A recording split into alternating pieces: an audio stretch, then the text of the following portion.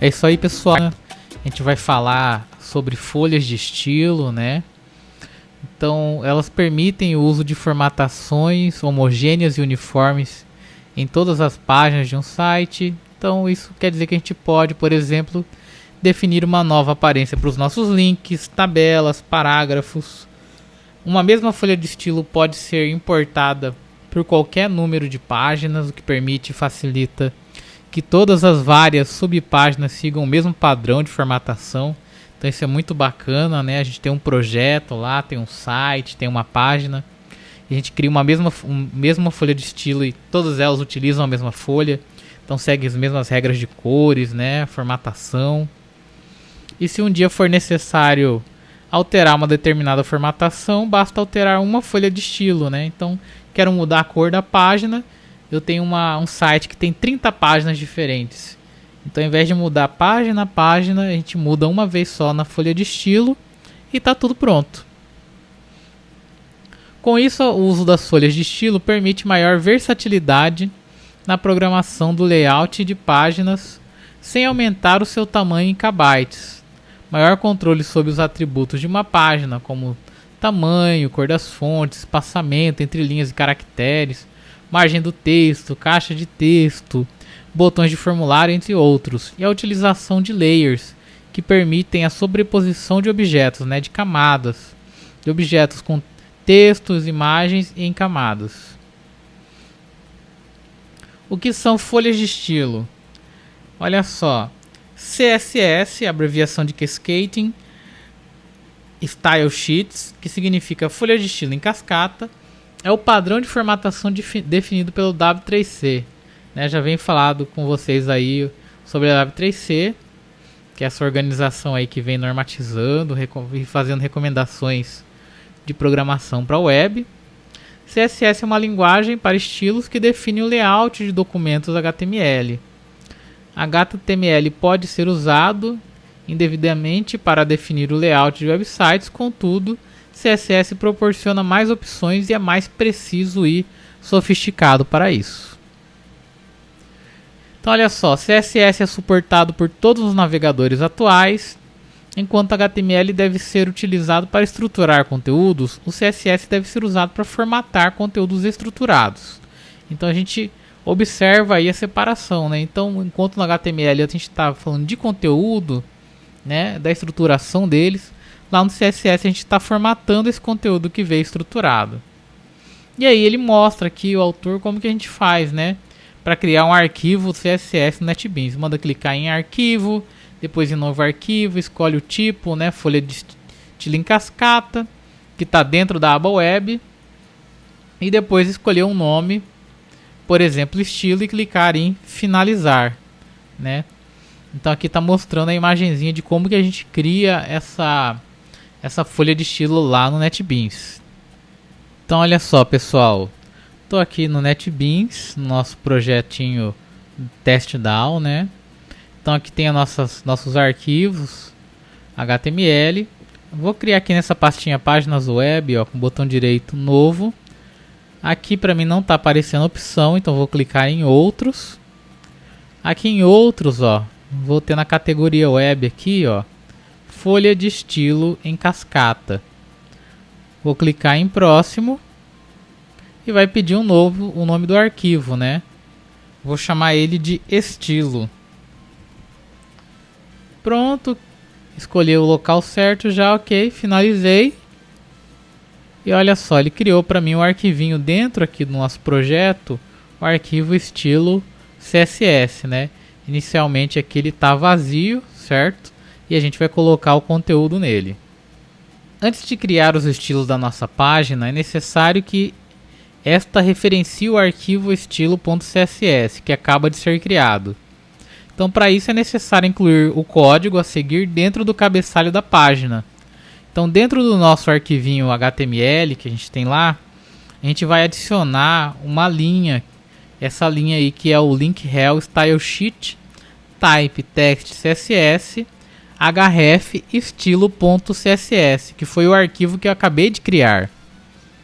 Isso a gente vai fazer lá no nosso arquivo HTML. O atributo HellStyleSheet descreve que o relacionamento entre o documento e o arquivo importado, né, especificado pelo atributo href, é o de uma folha de estilo. Inclua a linha de código acima em todas as páginas HTML criadas no seu projeto até aqui. A partir de agora, já podemos começar a definir um estilo para nossas páginas. Para começar a definir o estilo do nosso site, vamos alterar a cor de fundo do corpo de nossas páginas. Para isso, vamos inserir a seguinte regra de formatação. Então a gente tem lá escrito, isso é dentro do arquivo estilo.css, certo? E lá a gente tem lá body, abre e fecha chaves, e dentro dele tem uma propriedade chamada background color yellow. Então tudo que incluímos dentro de body, ou seja, dentro dessa regra body que está no CSS, será relativo à tag body do código HTML. Podemos fazer o mesmo para adicionar formatação a qualquer outra tag. Então olha só, para a gente não confundir, então o que está acontecendo? Vamos voltar aqui no nosso NetBeans. Vamos criar essa regra aqui do jeito que está lá.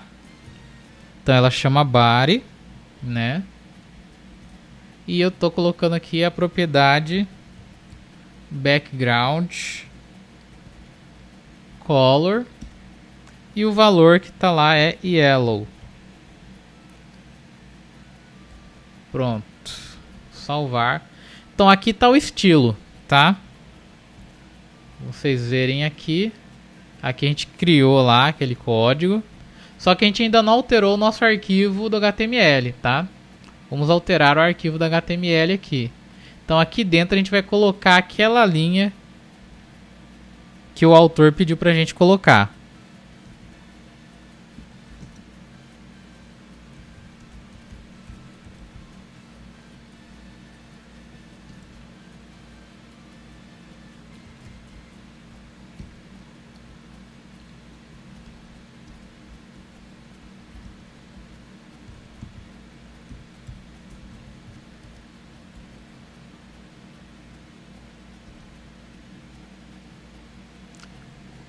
Então olha só, colocamos aqui, né, a linha que o nosso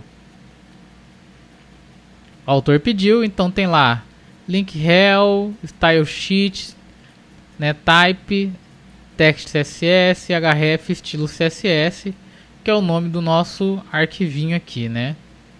O atributo background color define a cor de fundo da página, que no nosso caso será amarelo. Volte a visualizar a página index.html e confira se seu fundo está amarelo. Lembre-se que para funcionar é preciso que a página HTML importe o CSS, como fizemos, né? Então olha só aqui o exemplo de como vai ficar a página, né? Ele faz um aviso aqui que a gente não precisa decorar o nome das cores em inglês, né? A gente vai ver como que é feita essa formação das cores. Vou voltar aqui no nosso NetBeans, né? A gente pode verificar aqui dentro do projeto como que isso vai ficar, tá? Vocês vão aprender a executar o projeto. A gente pode fazer isso agora. A primeira parte é limpar e construir. Como por enquanto a gente só tem aplicações, só tem código HTML, CSS, né? Acontece de uma forma mais rápida.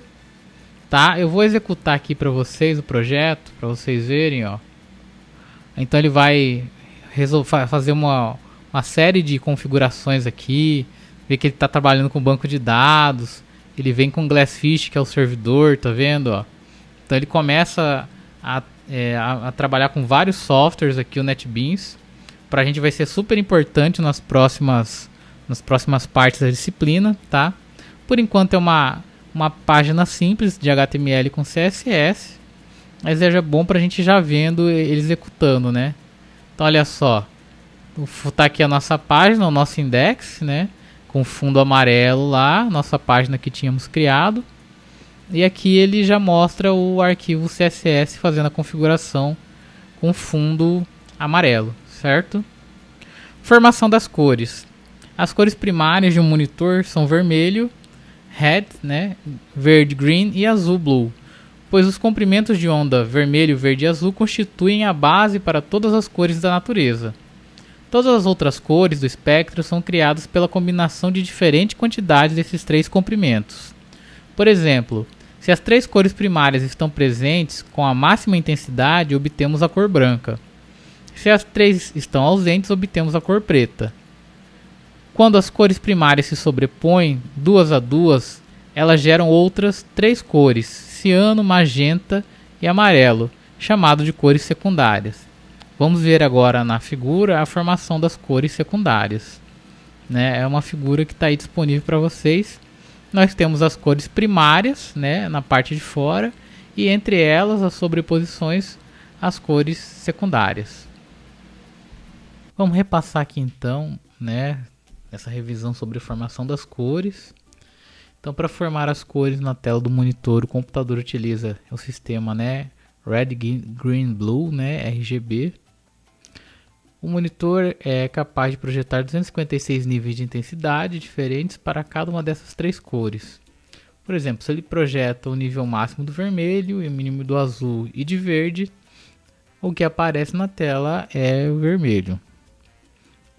Para representar todas essas combinações de cores, o computador utiliza uma trinca de valores hexadecimais, de 00 até FF, que corresponde ao número 255 na base decimal. Na seguinte ordem: a primeira trinca corresponde ao nível da cor vermelha, depois verde e por fim azul. Essa combinação resulta nas mais de 16 milhões de cores distintas que o computador é capaz de representar. Então a gente tem ali alguns exemplos, de como são feitas essas representações. Então, por exemplo, a gente tem o branco lá, Então o código é o FF, FF, FF. Então a gente está mostrando ali a presença de todas as cores no nível máximo. Então a gente tem o máximo de vermelho, o máximo de verde e o máximo de azul, resultando no branco. E aí no exemplo abaixo ali a gente já tem o preto, que é a ausência dessas 3 cores, o 00 de vermelho, o 00 de verde e o 00 de azul.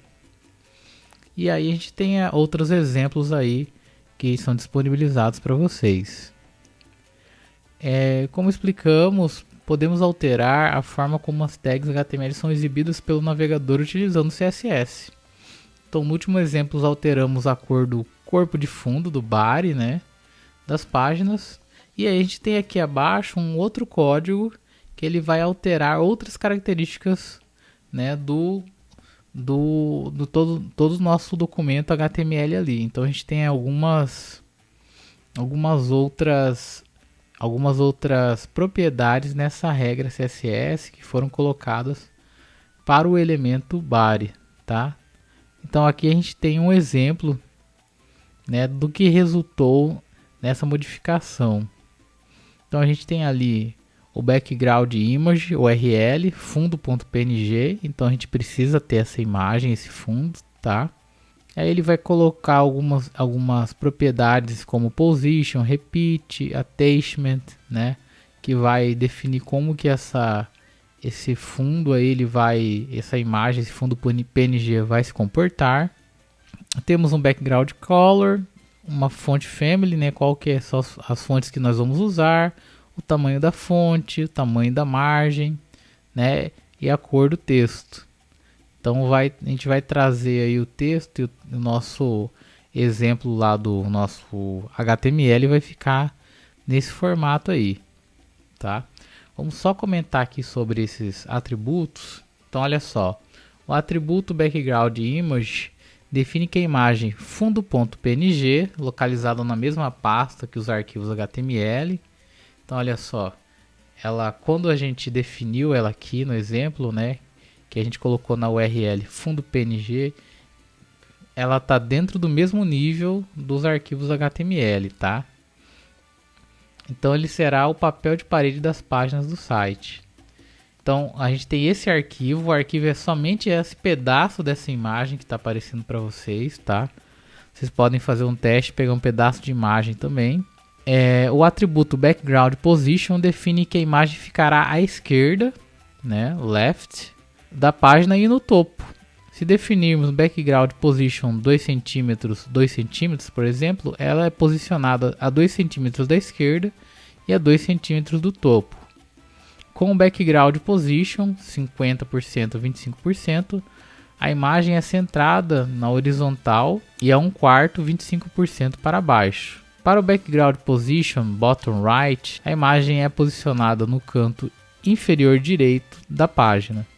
Então a gente pode trabalhar de várias maneiras, né, utilizando essas propriedades do CSS. A gente pode colocar com porcentagem, pode utilizar algumas palavras como bottom, right, top. O atributo background repeat, repeat x, né, repeat x, define que o papel de parede repetirá apenas horizontalmente, então só no eixo x, né, da tela. Outros valores são repeat y para repetir na vertical, repeat repete por todo o corpo da página e o no repeat para não repetir. Já o atributo background attachment define que a imagem ficará fixed, ou seja, não se moverá quando o usuário utilizar a barra de rolagem do navegador. Para que ela se mova, o valor do atributo deve ser scroll. Como o padrão é que a imagem se mova, esta regra poderia ser omitida. O atributo background color define a cor de fundo, que a cor de fundo será essa cor aí que é um amarelo claro. No nosso caso, ela é especialmente necessária porque a imagem não se repete ao longo de toda a página. Ela vai repetir apenas na horizontal. O ideal é que a cor de fundo seja sempre definida, mesmo que a imagem se repita por toda a página, pois esta é a cor que aparecerá no fundo enquanto a imagem não for carregada. Para simplificar, todos os atributos relativos ao plano de fundo poderiam ser inseridos com um único atributo chamado background. Então é uma outra forma da gente fazer isso aqui, ó, né? Background image, position, repeat, attachment, color.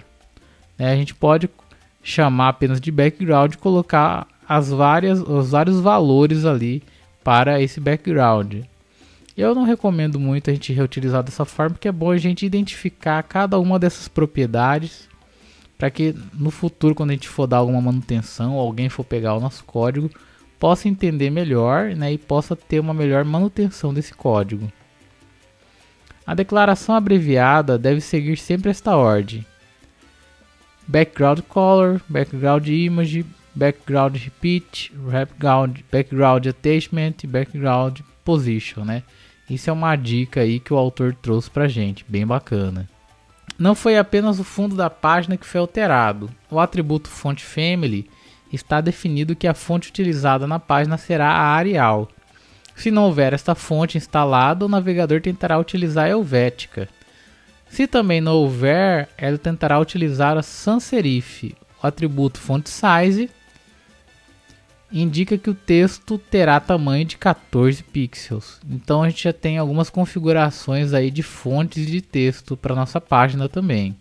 Por fim, o atributo margem indica que haverá uma margem de 50 pixels ao redor do conteúdo da página. E o atributo color indica que a cor do texto no corpo da página, né?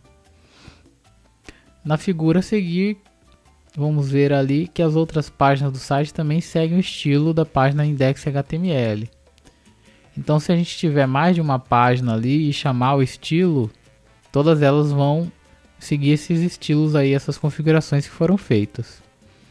E ambas, obviamente, foi incluído o código necessário para que as páginas importassem a folha de estilo, que foi aquele link rel que a gente já fez anteriormente, né? Então tem a nossa paginazinha lá da tabela, que tem também um pouquinho lá do nosso formulário. Então a gente colocou junto delas ali também aquele link rel style sheet para que ela pudesse buscar o nosso arquivo estilo.css.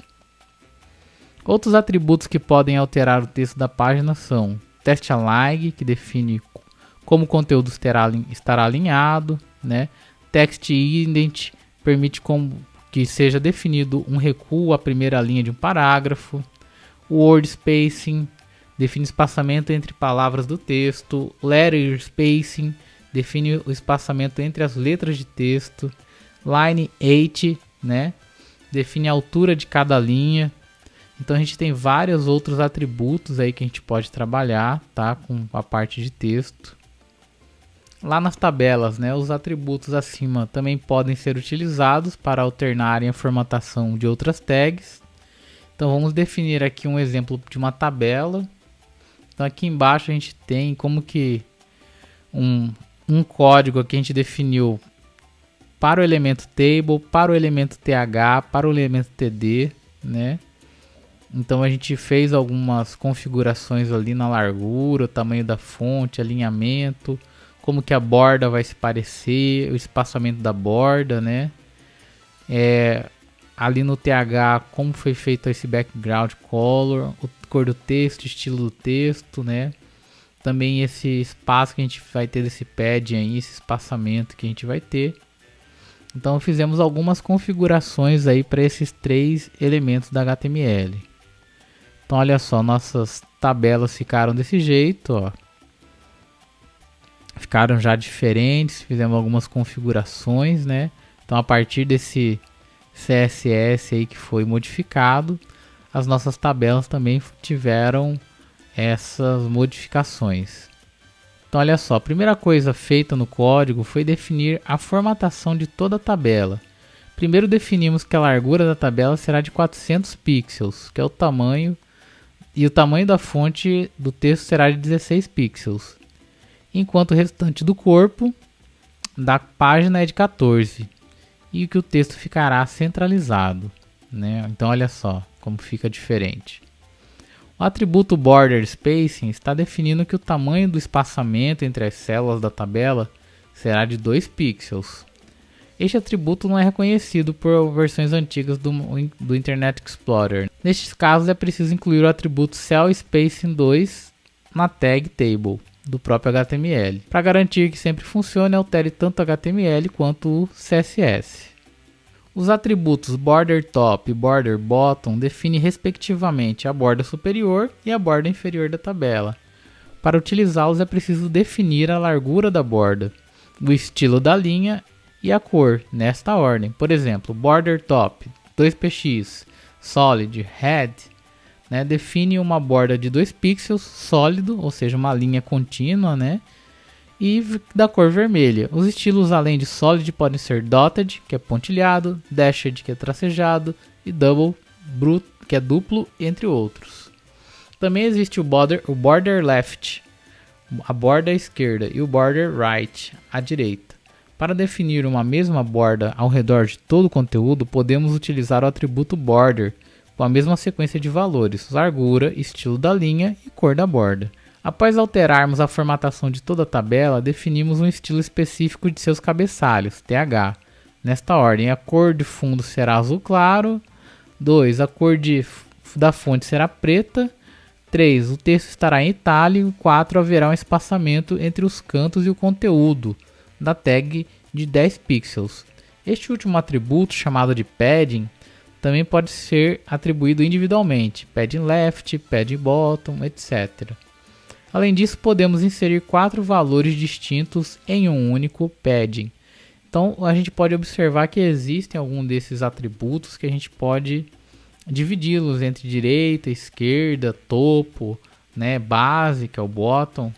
Então, dentro da parte do CSS existem muitas propriedades diferentes que a gente pode alterar.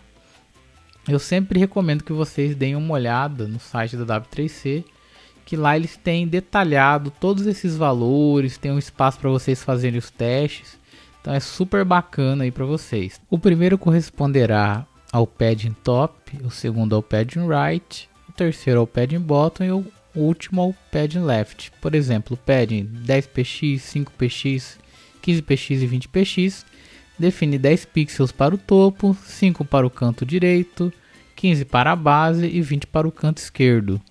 Tudo que foi dito no último parágrafo vale também para o atributo margem. Por fim, definimos no código que as demais células da tabela também terão um espaçamento interno de 10 pixels. Então olha só, vou mostrar aqui para vocês, né? A gente está aqui no NetBeans. Estou aqui com o CSS, né, do exemplo aí de vocês. Vou salvar. Né, a gente já tinha criado as nossas páginas aqui, né? Nosso index HTML, estamos chamando o nosso arquivo. Só que o que acontece, ó, lembra que aqui, ó, tá chamando aqui fundo.png? Eu preciso ter esse arquivo no meu projeto. Eu já tenho ele, baixei ele, né? Eu tenho ele no meu computador. Então eu tenho ele aqui, vou copiar, ó. Vou copiar esse arquivo. Vou vir aqui no NetBeans, no meu projeto. Ó, o projeto tá aqui. Páginas web, eu tenho que deixar ele aqui também, porque ele tem que ficar junto do estilo CSS. Vou colar. Tá aqui meu fundo.png, tá? Vou chamar ele agora pelo nosso navegador. Vamos ver como que vai aparecer a nossa página agora. Então, olha só. Modificou totalmente, né, nosso arquivo aqui que a gente tinha feito. Ele aparece aqui esse fundo, né, as cores mudaram, tá tudo mudado. Vamos dar uma olhadinha no nosso arquivo de tabelas também. Então olha só, tá lá nosso arquivinho, nossas tabelas também configuradas, né, com as cores que a gente fez as configurações para ela, das nossas células, dos cabeçalhos, os tamanhos do texto. Nosso formuláriozinho aqui também, estão todos modificados a partir daquele CSS. Agora modificaremos os links do nosso site. Então lá a gente tem aqui duas regrinhas CSS, uma para o elemento A e outra a gente tem lá um A:/hover. Olha que diferente. Então olha só, a primeira modificação na tag A foi tirar o sublinhado, que todos os links possuem, então a gente colocou o text decoration como none. Em seguida definimos que os links serão vermelhos, né? E a regra A:/hover indica que quando acontecer, né, o que deve acontecer quando passarmos o ponteiro do mouse sobre o link, no nosso caso ele volta a ficar sublinhado. Então a gente está fazendo uma regra CSS para o mesmo elemento, que é o elemento A, mas a gente está modificando pelo comportamento também. Então o comportamento do hover, que é passar o ponteiro do mouse sobre o link. Né? Além de A:/hover, podemos utilizar A:/visited quando o link já estiver sido visitado pelo usuário, A:/active quando o usuário estiver clicando, A:/link para o link não visitado. O atributo hover pode ser aplicado a qualquer tag. Table hover, por exemplo, indica o que deve acontecer quando passamos o mouse por cima de uma tabela. A figura mostra, respectivamente, como os links do index.html eram antes de incluirmos o CSS. Então, nessa primeira parte, né, eles eram todos azuis e com underline embaixo, né, todos sobrescritos. Como eles ficaram após o CSS, então ali na parte, no segundo quadrinho, né, eles ficam sem o underline e ficam na cor vermelha. E como ele se comporta como a gente passa o mouse. Então aquele ali, o terceiro, que tem o link para o Google que está, né, com sublinhado, é que quando a gente está passando o mouse sobre ele. Em alguns casos você deseja aplicar estilos a um elemento ou grupo de elementos em particular. Alterar a fonte apenas do título do site, por exemplo. No exemplo a seguir, alteramos a exibição da primeira linha da nossa página. Então olha só. Lá no HTML nós fizemos o seguinte, pegamos o elemento H1, que tem lá escrito isto é um título, e colocamos para ele uma ID, tá? Para alterar um único elemento precisamos identificá-lo no HTML com o atributo ID, chamamos de título, tá? Lá na CSS nós criamos essa regra chamada título também. Para identificar que ela é uma regra do tipo que vai ser utilizada por um ID, por um ID, nós usamos esse jogo da velha, tá? Então esse título que veio do HTML com ID vai ser referenciado no CSS com esse jogo da velha título. E ali a gente faz uma configuração para a borda, né? Então ela vai ter a espessura de 2 pixels, vai ser pontilhada, esse dotted, né? Vai ser da cor vermelha. E a cor do texto, né? Vai ser da cor vermelha também. Tem uma configuração que a gente fez específica para aquele título.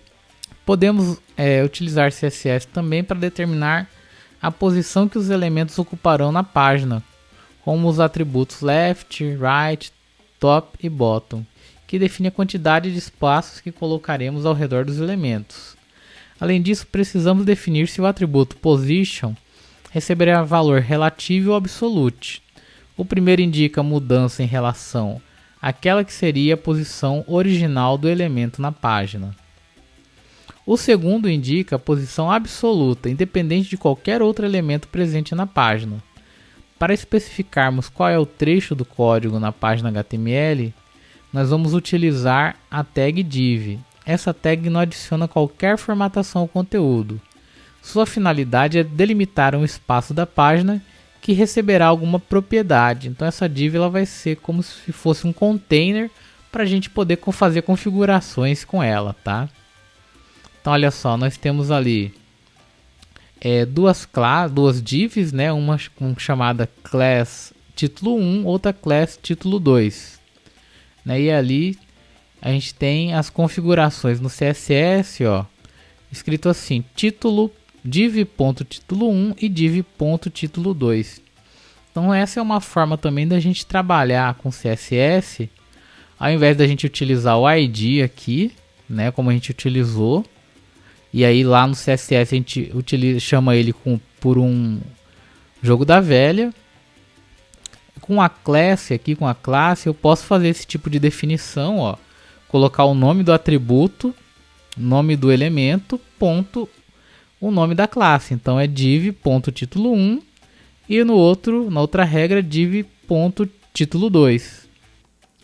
O atributo left define o espaço que será adicionado à esquerda do elemento, ou seja, o quanto ele será deslocado para a direita. O mesmo vale para os demais. Na figura a seguir, mostra a página respectivamente com e sem o posicionamento. Repare que a posição do primeiro texto mudou para a direita e para baixo, a do segundo apenas para a direita. Então olha só, até colocamos de uma cor diferente, né? Mas você vê que o deslocamento foi feito de formas diferentes ali nos exemplos, né? Então olha só, utilizando o posicionamento absoluto ao invés do relativo, os valores left, right, top e bottom definem as coordenadas exatas do elemento na página. Então olha só, a gente tem aqui, ó, o div título 1.título 1 e o div.título 2 no position, né? E como que acontece, olha, a representação deles, né? O código ao lado deixa os dois textos sobrepostos. O primeiro ficará encostado no canto superior esquerdo da página e o segundo, né, o em preto ali, um pouco mais ao lado, como pode ser visto na figura. Então a gente faz uma definição desses elementos, né, cada um lá na sua div, e a gente consegue posicioná-los de maneira diferente na nossa página HTML.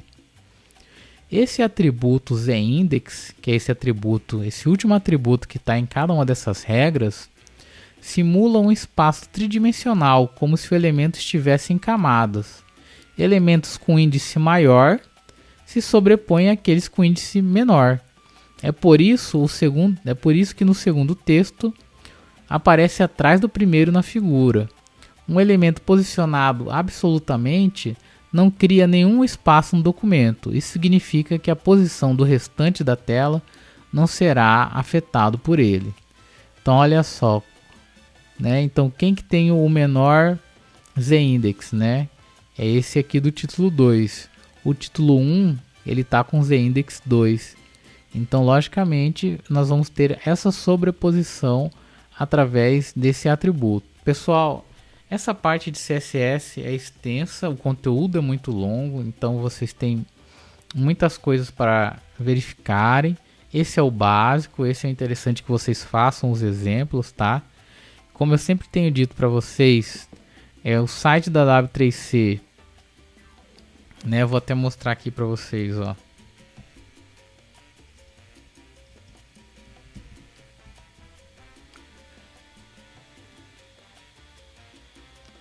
Então olha só, aqui no site da W3C, Ó, w3school.com/css, tá? Aqui nós temos na primeira página que ele abre, se a gente descer aqui, ele tem aqui, ó, CSS Properties Reference. Nesse cara aqui tem várias propriedades, ó. Tem muita coisa aqui. Então são coisas que a gente não tem como decorar todas, né? Lá no livro texto o autor separou algumas que ele achou importante, que a gente pode utilizar no nosso projeto. Mas olha o que é bacana, ó. Aligned Content. Ele vai lá, ele vai explicar para você, vai mostrar, né, como que faz. Você vai ter lá o Try It Yourself, que eu sempre falo para vocês, que ele dá a opção da gente clicar aqui, ó. Ele vai abrir uma opção que vai ter tanto o código, né, com a parte de execução. Então vocês podem fazer a alteração aqui, que ele faz a alteração aqui, né? Só clicar no botão Run, ó. Aqui a largura está em 70 pixels. Vou modificar aqui, coloquei ela para 100. A altura vou diminuir, vou colocar para 200, né? Vamos fazer só isso aqui, vou dar um Run.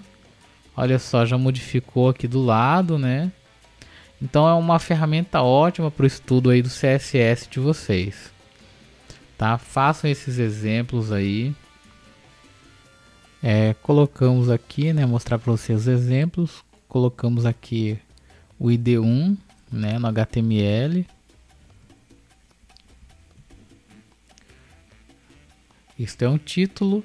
Colocamos no nosso CSS também, né? As configurações.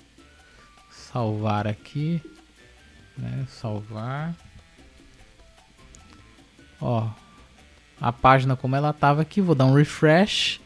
Já pegou a configuração lá do CSS. Então, para a gente ver aqui, executando aqui em tempo real os exemplos, né? E olha só, gente, também eu tenho o nosso arquivinho aqui, que é o posicionamento HTML, né? Que ele mostra aquele exemplo dos posicionamentos, né? Não coloquei junto aqui para a gente só ver em separado, tá? Só modificar aqui. Ele também usa o nosso estilo .css. Tem aqui as divs com as classes, né? E as palavras de exemplo. Lá no estilo CSS tem aquelas duas regras, né? O div.título1 e o div.título2. Vou só chamar ele aqui dentro do nosso projeto, né? Posicionamento.html. Então tá lá, apareceu lá, né? Ó, mostrar aqui para vocês. Como ele tá junto do outro CSS, ele aparece um pouco diferente, mas tá um sobreposto o outro, né? E um mais para baixo do outro ali, como a gente fez a configuração no CSS. E é isso, pessoal. Façam os testes, né? Tem muita coisa para a gente testar aí. Modifiquem valores, busquem outras propriedades CSS. E vejo vocês na próxima aula.